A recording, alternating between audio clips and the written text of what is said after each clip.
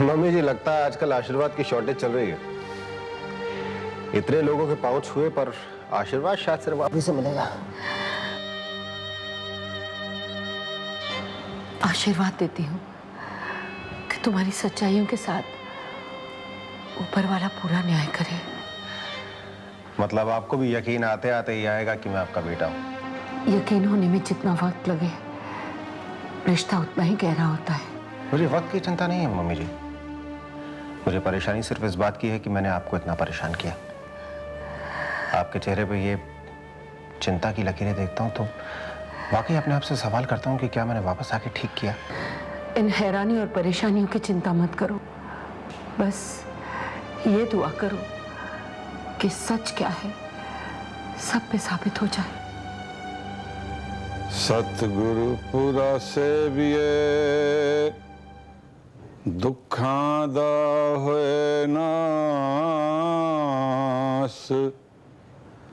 नानक नाम रधिए कारज आवण रास। पुत्र, जब कोई बात इंसानी ताकत से पार हो जाए ना तो उसे सच्चे पातशाह पर छोड़ देना चाहिए। मैं जानता हूं पुत्र, मैं जानता हूं तेरे साथ बहुत बुरा हो रहा है। मेरे साथ उतना बुरा नहीं हो रहा है बाबूजी, जितना राज के साथ हो रहा है। मैं अकेली का हूं, मेरे साथ तो आप है, सब है। राज वो तो बिल्कुल अकेला है ना। पुत्र, इस दुनिया में हर कोई अपनी अपनी जगह अकेला है। हर कोई अपना अपना अधूरा सच लिए बैठा है। पूरा सच कोई नहीं जानता पुत्र। मैंने वर्मा साहब से खास तौर पर रिक्वेस्ट की है कि वो राज की हकीकत और देव के सच का पता लगाएं। अब पुत्र, मैं तेरे से भी एक रिक्वेस्ट करूंगा, अपने अधूरे सच को लेकर कहीं अड़ नहीं जाना। सच्चाई कुछ भी हो सकती है। अपने यकीन में इतनी गुंजाइश जरूर छोड़ना पुत्र।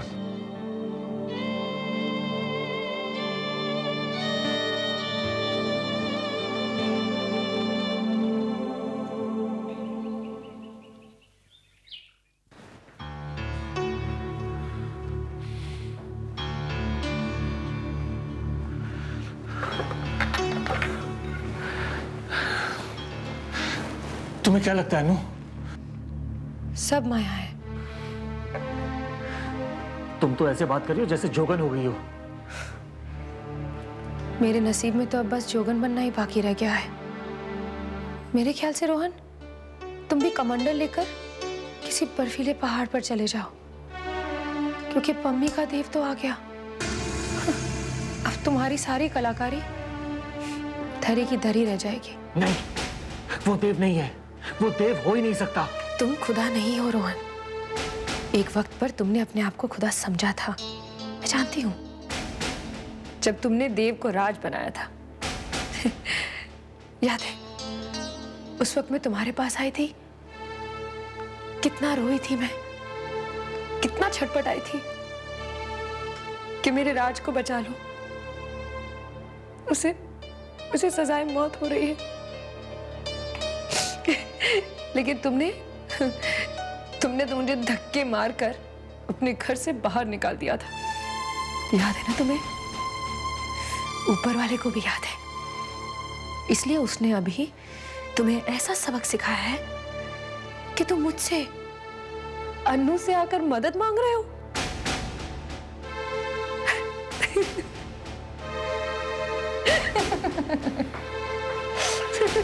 तुम तो जैसे हार माने बैठी हो अनु,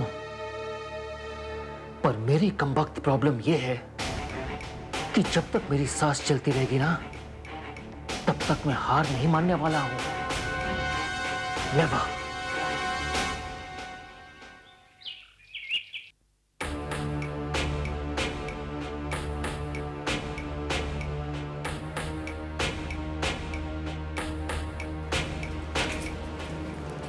आइए आइए मिस्टर सिंह, आइए, प्लीज बैठिए। Thank you officer. ऑफिसर, वो गुत्थी कुछ सुलझी जिसमें हम सब की जिंदगियां उलझ कर रह गई। वो उस पेशेंट के पेपर्स चेक किए आपने? पम्मी जी, सीधी और सरल बात यह है कि एज पर माई इन्वेस्टिगेशन ये तकरीबन साबित हो चुका है कि राजदेव है। देखा बाबूजी, मैंने कहा था। पर आईवेन नर्सिंग होम के पेशेंट के पेपर्स ये कहते हैं कि वो पेशेंट भी देव है। नहीं, अगर आप उसे देव कह रहे हैं तो फिर राज कौन है? तुम इन सारी बातों में ना ही पढ़ो तो अच्छा है। अब देखो, सच्चाई को कबूल करने में थोड़ा वक्त तो लग ही जाएगा ना। सच तो ये है कि 7-8 महीने का वक्फा बहुत लंबा होता है। लोग मरने के बाद अगर किसी को याद करते हैं तो कितना, 2-3 महीने बस। नहीं, वो बात नहीं है। सैम प्लीज, अब मुझे झूठा दिलासा देना बंद करो यार, बहुत हो गया। बदकिस्मती से मेरी आंखें बिल्कुल ठीक ठाक है, मुझे अपने सामने सब कुछ सच सच नजर आ रहा है। बाबूजी के चेहरे पर मुझे खुशी नजर आ रही है, लेकिन चिंता की लकीरें इतनी गहरी हैं। मैं देख सकता हूं कि तुम खुश हो, लेकिन पता नहीं तुम्हारी क्या मजबूरी है सैम। देव, मैं समझाता हूं। सैम, मुझे वही मजबूरी बीजी और मम्मी जी के चेहरे पर भी नजर आई। और रोहन, उसके चेहरे पर तो मुझे सिर्फ सवाल नजर आते हैं। And Pammi of all people, Sam, Pammi ने तो मुझे पराया कर दिया यार। नहीं देव, दीदी की सैम, मेरे लिए मेरा एक्सीडेंट कल की बात थी। क्या करूं, मैं कोमा में था, मुझे कुछ याद नहीं है, लेकिन तुम लोगों के लिए देव की मौत को 7-8 महीने बीत चुके हैं। वक्त किस रफ्तार से दौड़ता है, ये रफ्तार मुझे अब समझ में आ रही है। वाकई बहुत तेज दौड़ता है वक्त यार। मैंने गलती कर दी सैम, मुझे यहां पे वापस नहीं आना चाहिए था। जैसा संकट मेरी बच्ची पम्मी पर आया है, वैसा ही संकट बरसों पहले मैंने अपने गांव में देखा था। फौजी मंजीत सिंह को जंग का बुलावा आ गया। वो अपनी नई नवेली दुल्हन को छोड़कर सरहद पे चला गया। कई दिनों तक उसकी कोई खबर नहीं आई। फिर अचानक एक दिन पता चला कि फौजी मंजीत सिंह शहीद हो गया। पूरे गांव में जैसे सन्नाटा छा गया हो। मंजीत की पत्नी राणो बहुत रोई वो बेचारी। फिर कुछ दिनों बाद बड़े बुजुर्गों ने राणो की शादी मंजीत के छोटे भाई से कर दी। जिंदगी फिर पटरी पर आ गई। सब ठीक चल रहा था। मुझे याद है, लोहड़ी का दिन था। चारों तरफ सरसों की महक फैल रही थी। राणो बहुत खुश थी। उस रात लोहड़ी वाले दिन राणो बहुत नाची। उसके पैर थे कि रुकने का नाम नहीं लेते थे। और जैसे उसके पैर थमे, उसने देखा उसके सामने उसका पति मंजीत खड़ा है। राणो को तो जैसे सांप काट गया हो। उसे कुछ नहीं समझ आ रहा था कि वो क्या करे। बात पंचों तक पहुंची। पंचों ने फरमान जारी कर दिया कि राणो को अपने पहले पति के पास जाना होगा। राणो ने सिर झुका लिया और अपने पहले पति के पास चली गई। मुझे बहुत बहादुर थी आपकी गांव की वो राणो। आपकी पोती बहुत कमजोर है बाबूजी। नहीं सह पाती है नसीब की नाइंसाफियों को। चुप नहीं रह पाती है वो। देखिए वो रोते। पम्मी, माँ, मेरी समझ में नहीं आ रहा कि आखिर पम्मी अपने घर क्यों नहीं आ रही है। बुलाइए उसे और कहिए कि इस घर में रहने का अब कोई मतलब नहीं है। अरे बुलाइए ना। पम्मी दीदी घर पर नहीं है। और मैं बताऊं कि वो कहां है? वो उसी हॉस्पिटल में गई है। मुझे कोई कुछ नहीं बता रहा। और मेरी पीठ पीछे आप लोग उस आदमी को अपना दामाद बनाने की तैयारी कर रहे हैं। रोहन, ये अच्छा नहीं कर रहे हैं आप लोग।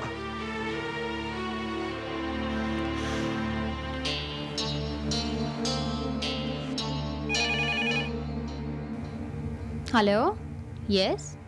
नहीं, वो तो नहीं है। आप मिस्टर सिंह से बात कर लीजिए। सर आपका फोन। This one? या हेलो। पम्मी को फोन दो। दीदी तो यहाँ नहीं है रोहन। तो फिर कहाँ है? मुझे नहीं पता। हाँ तुम्हें कैसे पता होगा? तुम तो दिन रात उस पेशेंट की तीमारदारी में लगे हो। अब हम देव को अकेला तो नहीं छोड़ सकते ना रोहन, और वैसे भी वो कल सुबह डिस्चार्ज हो रहा है। खबरदार अगर उसे डिस्चार्ज करवा के इस घर में लाए तो कहाँ ले जाएंगे उसे रोहन? जन्नत में जाने दो उसे, जिसे देव मानकर तुमने अपने सिर पर बिठा लिया है। सुनो, तुम नहीं बताओगे हमें कि हमें क्या करना है और क्या नहीं। हमें अपने घर में जैसे जीना है वैसे जिएंगे। तो ठीक है, मैं तुमसे और तुम्हारे इस घर से अपने आप को बेताल्लुक करता हूँ। तुम अपने इस घर को जन्नत बनाने में तुले हो तो मेरी बना से।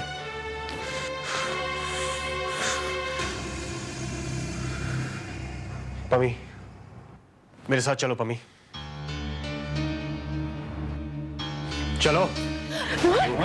रोहन, छोड़ो पम्मी का हाथ। वो अपने घर जाएगी तो अपनी मर्जी से। पम्मी की मन मर्जियों का नतीजा हम लोग देख चुके हैं। वो रोहन की ब्याहता है, उसे उसके घर जाने दो। बीजी वो घर मेरा कभी नहीं हो पाया बीजी। ये क्यों नहीं कहती कि तुम उस घर की कभी नहीं हो पाई? तुम कहो या पम्मी कहे, पर हकीकत तो यही है ना कि तुम दोनों का रिश्ता नहीं बन पाया। मम्मी जी, अब ये बात तो गलत हुई ना, क्योंकि देव वापस आ गया है, इसलिए आपको अब ये लग रहा है कि रोहन और पम्मी का रिश्ता नहीं बन पाया। वो मेरा देव नहीं है। और मैं उसे देव मानती भी नहीं, पर इस दौरान रोहन और पम्मी का रिश्ता कैसा रहा है वो भी मैं अच्छी तरह जानती हूँ।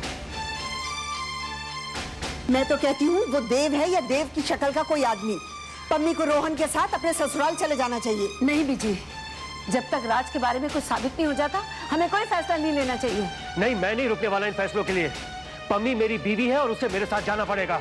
रोहन बिल्कुल ठीक कह रहा है। पम्मी तुम इसके साथ जाओ। नहीं बीजी, ऐसे तो नहीं जाएगी उसके साथ। मैं ये भी नहीं कह रही कि वो जो हॉस्पिटल में है वो देव है। भाई देखिए, मेरे हिसाब से इस मामले में जल्दबाजी नहीं करनी चाहिए। वो देव है आकाश, पर वो देव नहीं है। लेकिन वो देव है पम्मी। पम्मी को अपने घर जाना चाहिए। बीजी सही कह रही है। नहीं, मुझे लगता है नहीं जाना चाहिए। नहीं मम्मी जी, आपकी बात सही है, लेकिन अब मेरी बात एक, उसे अपने ससुराल जाना चाहिए। बीजी आप समझते क्यों नहीं? बस करो। बहुत सुन ली तुम लोगों की बहस मैंने। जिस घर में बड़े बुजुर्ग फैसला लेने में इतना वक्त लगाते हैं, हाँ ऐसा ही होता है। और मेरा फैसला सुनो, इस घर से कोई कहीं नहीं जाएगा। देव इस घर में हमारे साथ रहेगा। देव इस घर का दामाद है।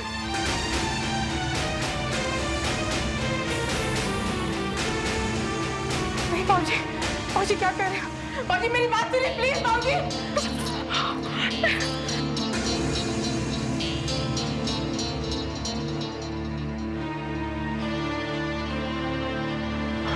तो तुम क्या कर रहे हो? साम प्लीज अब मुझे रोकना मत। तुम कहीं नहीं जा सकते। साम, मैं नहीं रुकूंगा। क्या फायदा मेरे यहाँ पे रहने से, जब मेरे यहाँ रहने से कोई खुश है ही नहीं। जहाँ रहना होगा रह लूंगा अपना। मैं तुम्हें नहीं जाने दूंगा। कौन रोकेगा मुझे? तुम रोकोगे? तुम रोकोगे मुझे? देव मेरी बात। मैं देव नहीं हूं। नहीं हूं मैं देव। देव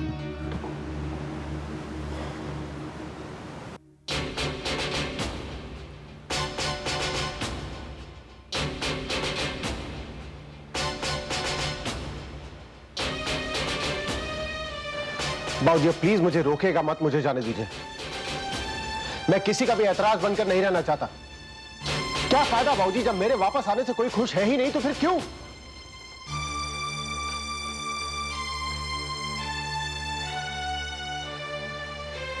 तेरे बाबूजी ने ऐसे सवालों का जवाब देना बंद कर दिया है। तुम कहीं नहीं जाओगे, तुम मेरे साथ चलोगे। मेरे घर पर रहोगे, अपने घर पर। और अगर तुम्हारे वहां रहने पर किसी को एतराज है तो वो अपना बंदोबस्त खुद कर सकता है। चलो।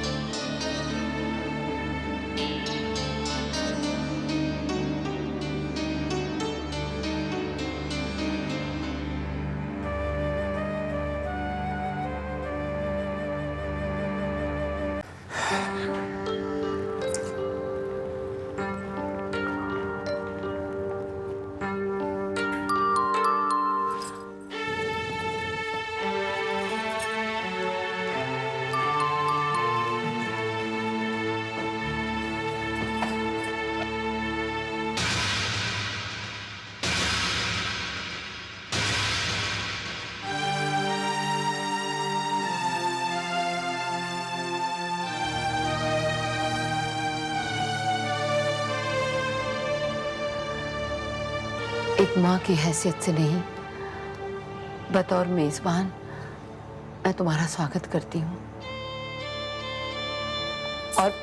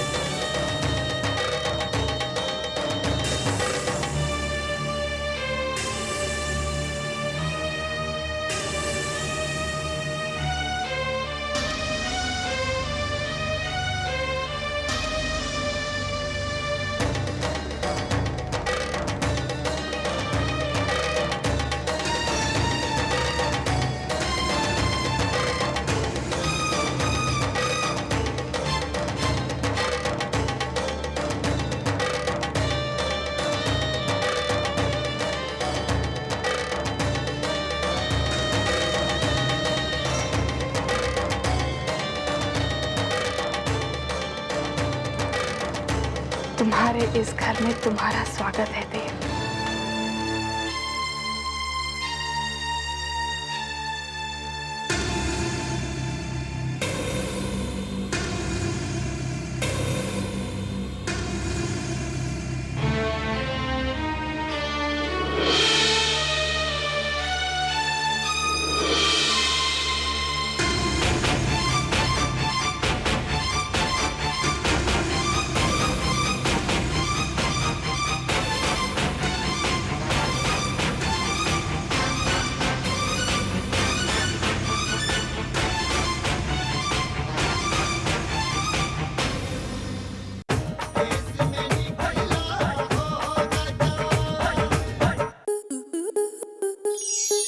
स्टार प्लस के YouTube पेज पर आने के लिए आपका धन्यवाद।